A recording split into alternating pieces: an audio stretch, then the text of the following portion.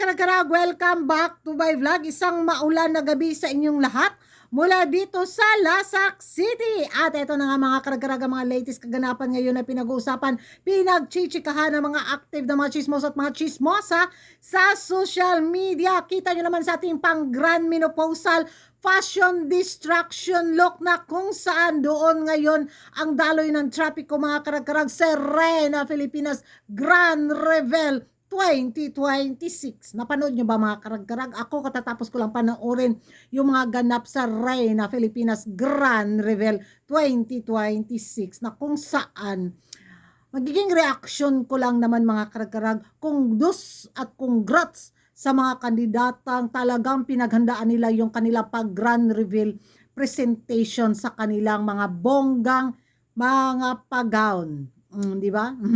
So sa laban na to sa Reyna Filipinas mga karag-karag, parang Alexi Brooks at Angelica Lopez man siya yun.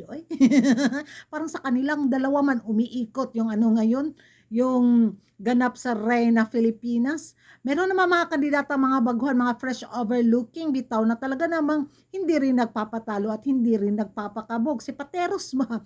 Yung pabalot bitaw niya na ano, na costume na ay, galing ha, galing ng idea mga karag-karag. Talagang effort na effort yung kayo ang eksena ba at yung yung very sexy din si Pangpanga, no? Grabe yung mga pahiwa galore sa kanyang mga pa-outfit din, sa kanyang pa-outfit pala.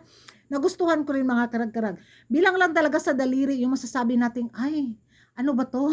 Pero congratulations sa mga designer, sa mga kandidatang pre-form talaga nila at talagang binigay nila yung best nila na ma-represent nila yung probinsya nila. At dito, balik tayo sa dalawang kandidata na para sa akin is sure win ball na talaga sa Corona. Si Angelica Lopez.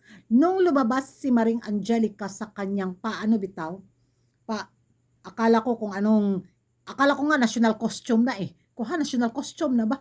Nung makita ko, ay, pasabog.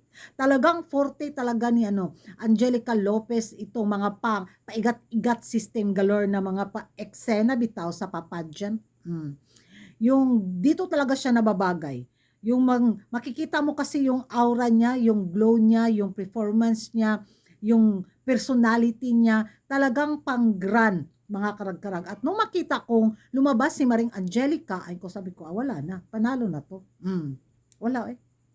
Preparado, sulit. Tapos, nung makita ko rin si Alexi Brooks, ay, abansi babae yun. Ito talaga yung nagustuhan ka Alexi Brooks. Pagdating talaga sa kanyang mga ganap bitaw, sa kanyang performance, sa kanyang isusuot, talagang pulido. Kudos sa team ni Alexi Brooks. Talagang alam nila kung pasabog-pasabog talaga. Unstoppable po ba? Masasabi mo talaga, ay, sure win din to sa Corona. All-Star or sa Miss Grand papageant ni Uncle, pwede silang isabak na dalawa ni Angelica Lopez. So maghahanap ako kung sino yung pangatlo kung mga karag-karag na isali ko sa dalawang kandidatang to na masasabi nating wala na bang iba?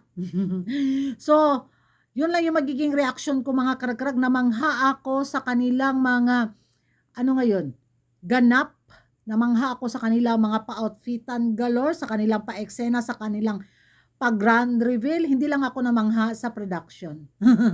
Yun lang. So, ewan ko sa inyo mga karag-karag kung ano yung magiging reaction nyo dito nga sa naging performance ng mga kandidata sa pag-grand reveal ng Reyna Filipinas 2026. Sino sa inyo mga karag-karag ang umangat? Si Angelica Lopez or si Alexi Brooks? Magingay tayo sa comment section at kung hindi ka pa nakapag-subscribe sa YouTube channel ko, don't forget to like and subscribe Karag and hit the notification bell para updated kayo sa mga latest kaganapan at late na intriga sa mundo ng beauty pageant. And thank you for watching. See you in my next vlog. Bye-bye!